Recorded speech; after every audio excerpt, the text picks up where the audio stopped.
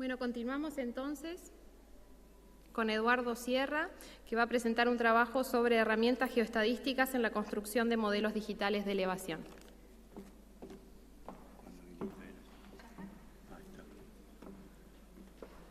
Bueno, buenas tardes. Herramientas geoestadísticas en la construcción de modelos digitales de elevación. El concepto de modelos digitales de elevación seguramente les es familiar a casi todos, o sea que no voy a abundar en esto. Tal vez el concepto de geoestadística no. Eso lo voy a explicar un poco más adelante. Va a ser la parte un poco más pesada de la presentación, porque no hay más remedio que recurrir a algunas cuestiones matemáticas y de estadística. Modelos digitales de elevación. Yo presento acá un resumen que a mi criterio debería cumplirse en el desarrollo de construcción de un modelo digital de elevación. Recolección de datos, obviamente la primera parte, muestreo, análisis de los datos en base a herramientas estadísticas, eliminación de datos anómalos, esto es importante, después lo vamos a ver, elección del modelo de interpolación, un modelo digital de elevación usa algún tipo de interpolación. Hay que ver qué tipo de interpolación se usa. Hay muchos métodos de interpolación. Evaluación de resultados de la interpolación. Esto yo lo incluyo como una etapa, no siempre se hace y no cualquier método de interpolación lo permite. Y el último punto, mapeo de los resultados. El último punto es el que normalmente conocemos cuando vemos alguna representación gráfica de la superficie de la variable o del fenómeno que se quiere representar. Y las etapas 1 a 5 en general se mantienen transparentes porque no se conocen. Recolección de datos. Hay muchas formas de recolectar datos. Yo acá pongo solamente 3 tipos de patrones de puntos. Patrón aleatorio, agrupado y uniforme. Me quiero centrar en el agrupado del medio, así yo especifico dos densidades distintas, digamos, de puntos. Arriba a la izquierda hay una especie de clúster de puntos, hay una densidad grande de puntos. Después en las zonas rojas, como verán, no hay puntos. Aquí, en estas zonas donde no hay puntos, no importa el método de interpolación que se use, no hay forma de interpolar si no hay datos. Entonces el método de interpolación va a hacer lo que puede, normalmente va a inventar algo para que esté de acuerdo con el resto de los puntos. Estas zonas hay que evitarlas normalmente.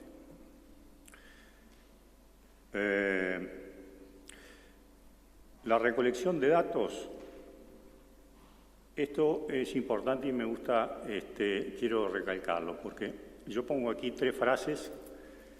No es lo mismo tener datos precisos que interpolaciones precisas. La precisión en la interpolación depende del método de interpolación y no de la precisión de los datos.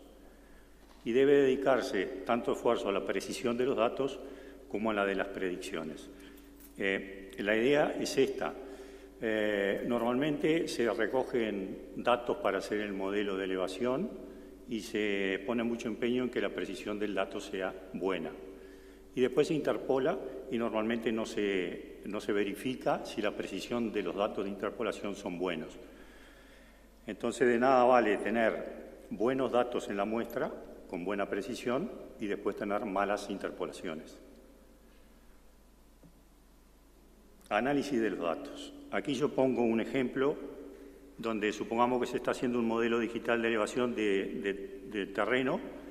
Entonces tenemos ahí un pico, un dato que obviamente es anómalo. Si yo interpolara ignorando ese dato anómalo, tendría una superficie de interpolación que sería la roja. Si yo incluyo el dato de interpolación, el pico la superficie de interpolación sería el azul. Ese dato hay que estudiarlo, porque, como ven, no es lo mismo una superficie que otra. ¿Cómo se estudia este tipo de datos? Bueno, hay herramientas estadísticas que hay que aplicarlas para ver cuando hay datos de este tipo que pueden ser productos de error en la recolección de los datos. Si es un error hay que eliminarlo. Puede ser un atípico, pero que haya que dejarlo porque realmente la superficie responde a ese pico. Elección del método de interpolación. Bueno, esto es lo que yo le decía hoy. El modelo de elevación, como todo modelo, no es más que un intento de aproximación a la realidad. Esto es claro, no voy a explicar mucho. Todo modelo es una aproximación a un fenómeno que yo quiero modelar, no es el fenómeno en sí mismo.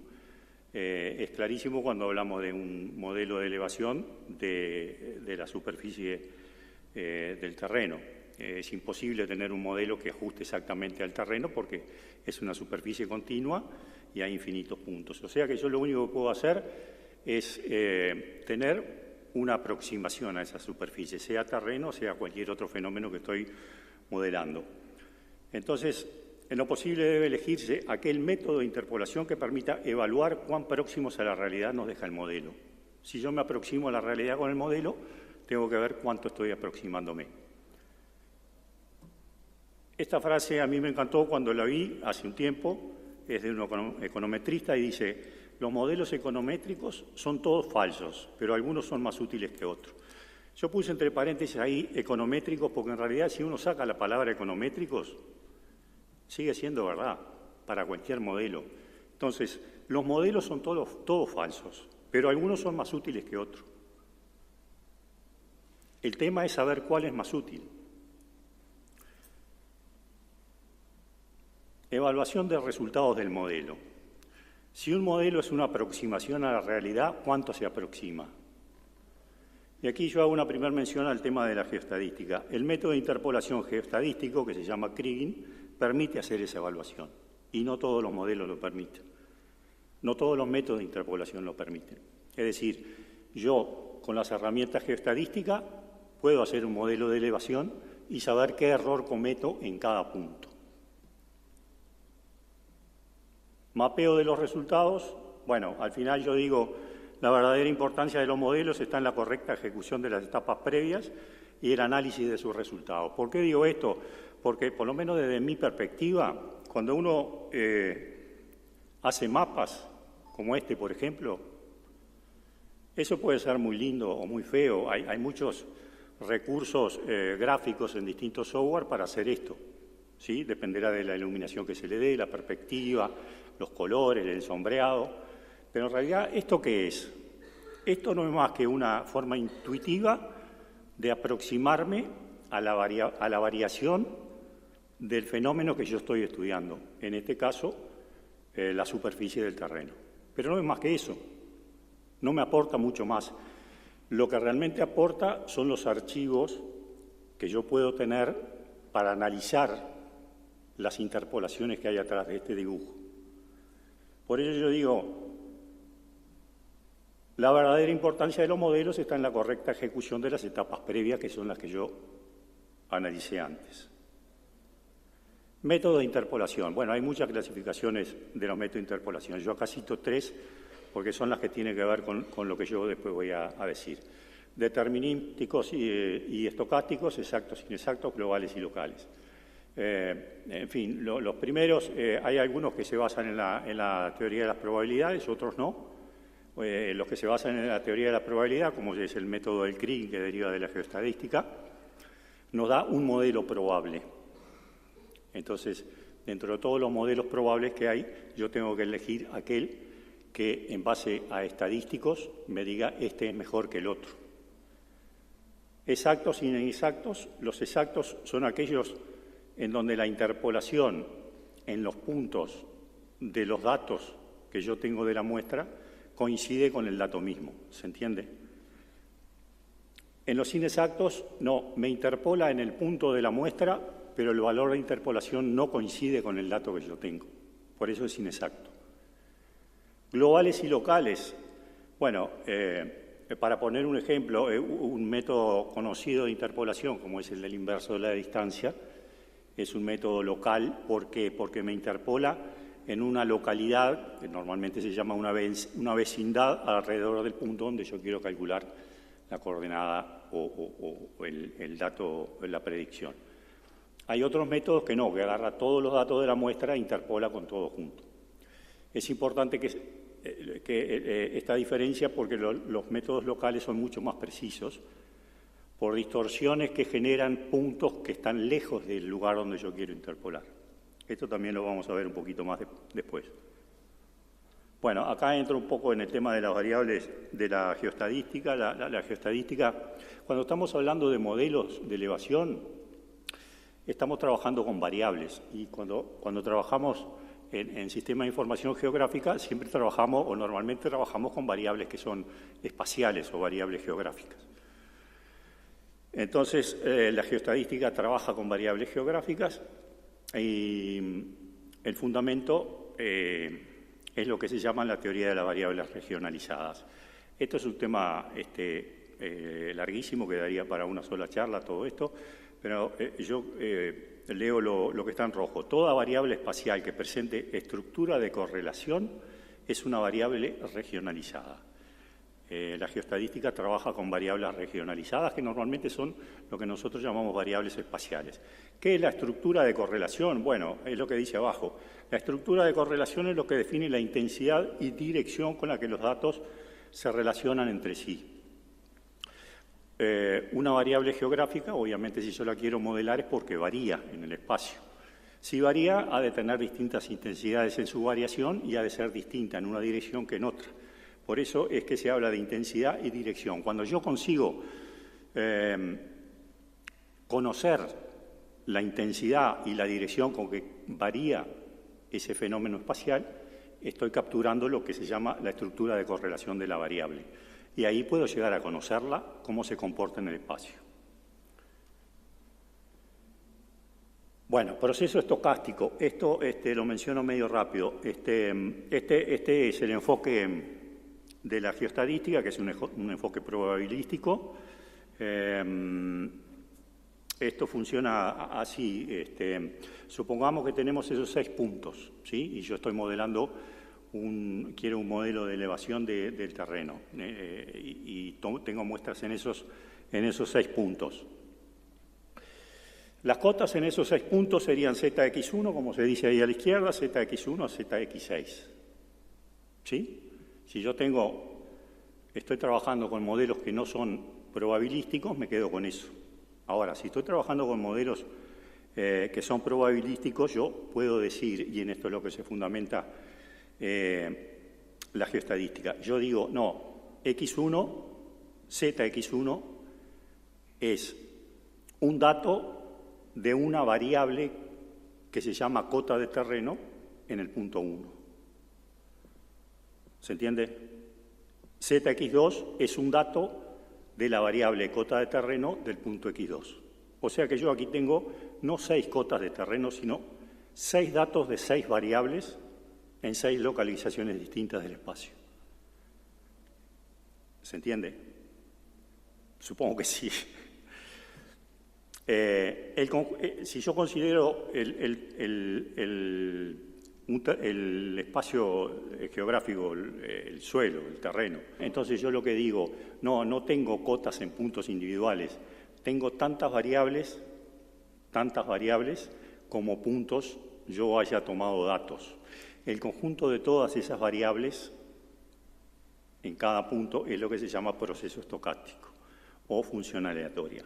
Con eso es con lo que trabaja la geostadística y en torno a eso hace todo un desarrollo matemático que permite el estudio de la variabilidad espacial de un fenómeno del que se quiera. Hoy la geostadística se aplica yo creo que prácticamente todas las disciplinas. Y empezó asociado a la minería, a la extracción minera, hoy se está usando prácticamente en todas las disciplinas.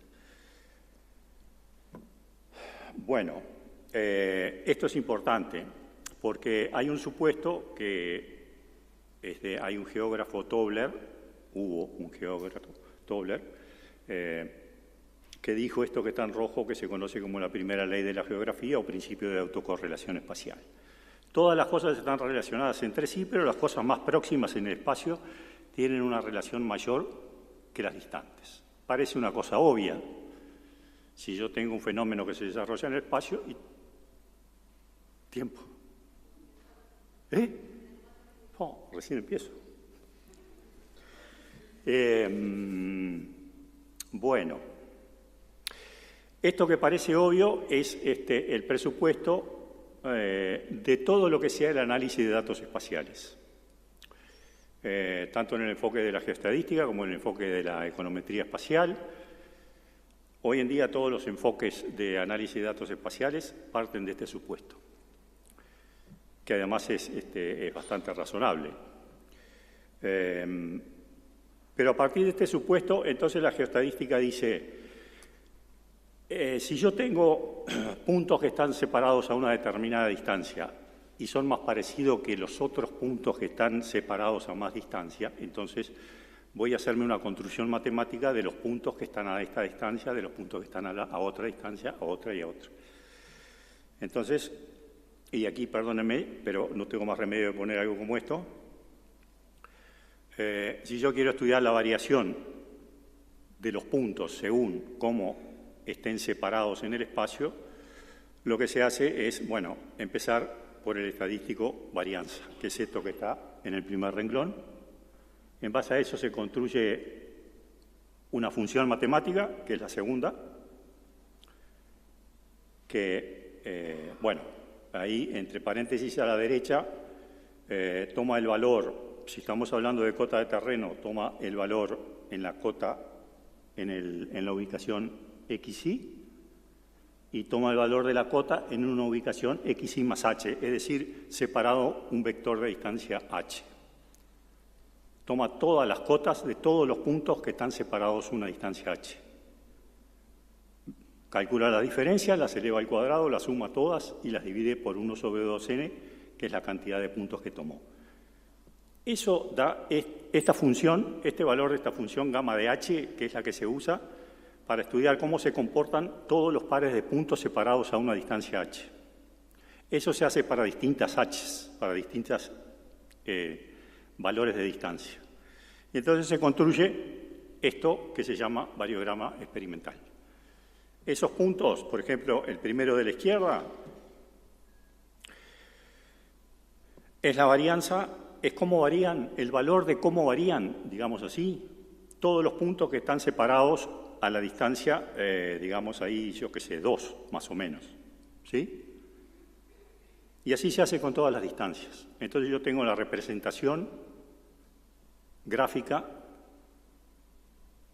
de cómo varían todos los pares de puntos según su separación en el espacio, es decir, según la distancia h. Como ven ahí, empieza con valores bajos, sube y después como que se estanca.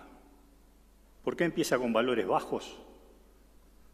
Porque yo estoy trabajando con pares de puntos que están separados a poca distancia. Si están separados a poca distancia, la diferencia esta que hay allí abajo a la derecha es chica. Algo chico elevado al cuadrado sigue siendo chico y si sumo todas cosas chicas siguen siendo chicas.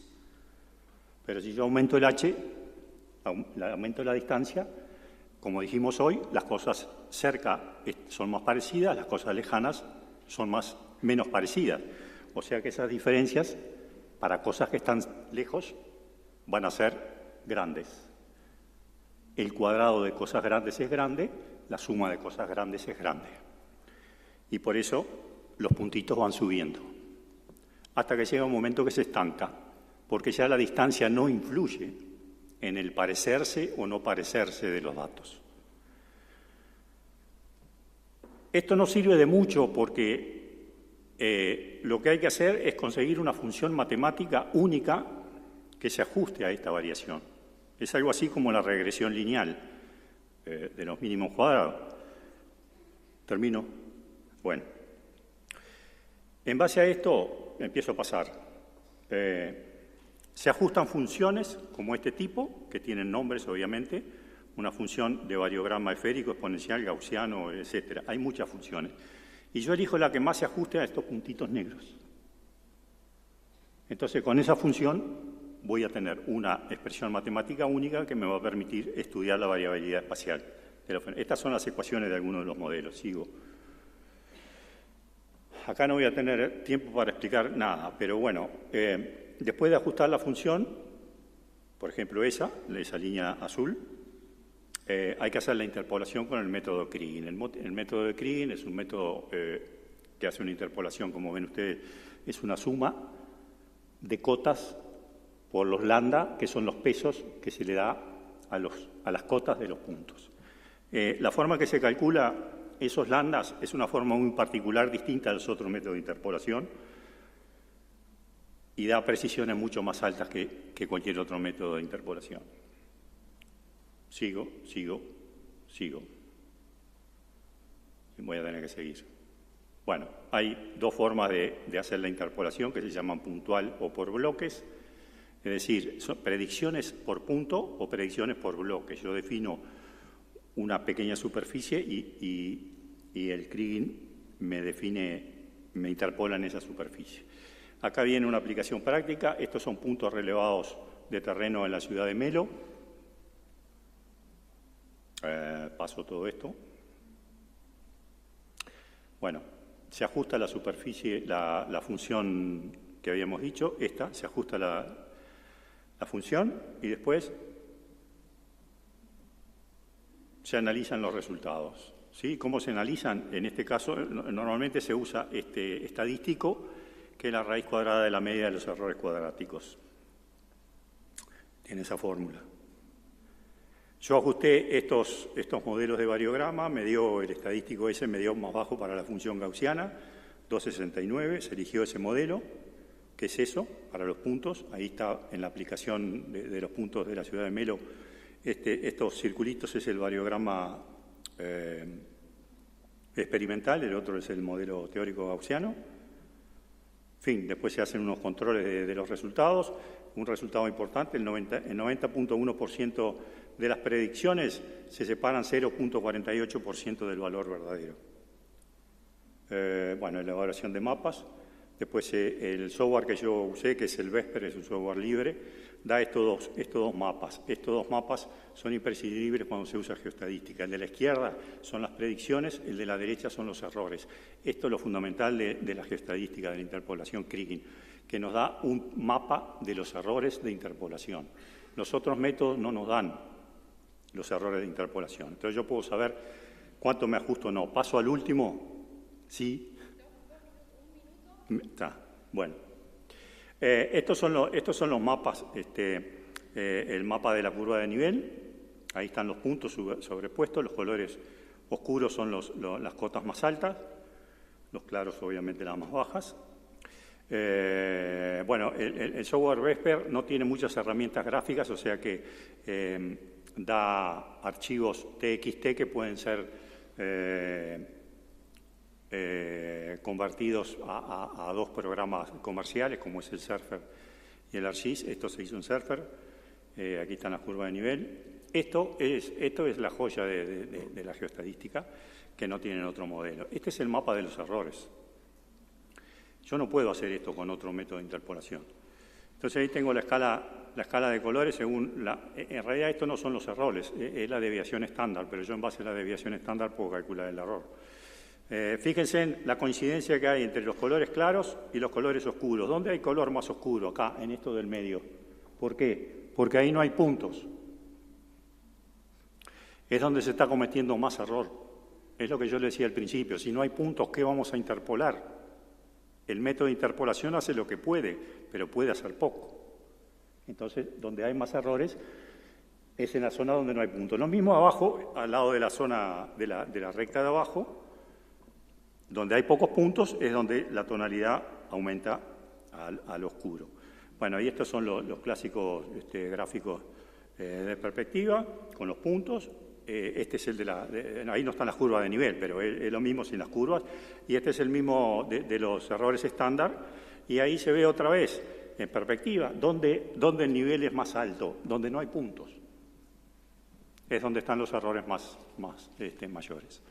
Esta, reitero, es la joyita de la geoestadística, tener un mapa de los errores. Esto lo da directo el software que se use, ¿no? No lo tengo que construir yo. Entonces, ahora yo sé cuánto me aproximo a la realidad. Acá estoy sabiendo cuánto me aproximo. Donde me aproximo menos es ahí. Si yo quiero solucionar ese tema, bueno, tendré que rever la muestra, por ejemplo, rellenar de datos esa zona o buscar otra solución, otra muestra. Y bueno, ni las conclusiones. Bueno, gracias. Tenemos que terminar. Está bien, está perfecto. Tenemos que, bueno, está. Muchas gracias. La sala. Lo lamento mucho, pero tenemos que dejar la sala.